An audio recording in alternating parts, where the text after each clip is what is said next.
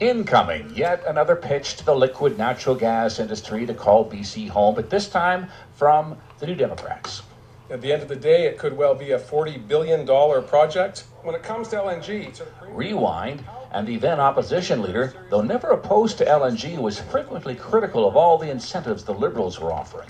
But market conditions are now coming around, and they will make a final investment decision if they believe that the market conditions are correct. It is pretty ironic that the NDP have completely reversed themselves. They trashed the LNG industry for 10 years. So now the NDP is arguably offering even more incentives, including the option of big gas companies to not pay the provincial sales tax, at least not up front. So if you go to the hardware store and you buy a couple of 2x4s to take home, there's PST on that. In this case, the company in question, whether it be LNG Canada or someone else, would purchase those 2x4s and pay the PST once they'd constructed whatever they were going to construct, and they had a stream of revenue to pay it.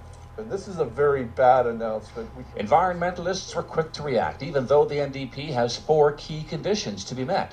That BC gets a fair return on its natural resource, that there be lots of jobs and training opportunities for British Columbians, and it partners and respects First Nations. But the biggest one, that somehow the province still meets its climate commitments. With significant aggressive effort on transit in the Lower Mainland, which we're well underway on, if we can reduce our transportation emission profile, that gives more space for industrial activity. What the Premier said is to compensate for all of that, the rest of us have to lower our heating, maybe close our businesses if they release carbon. We have to carry the weight.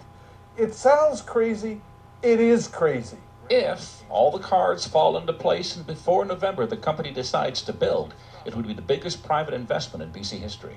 Ted Chernecki, Global News.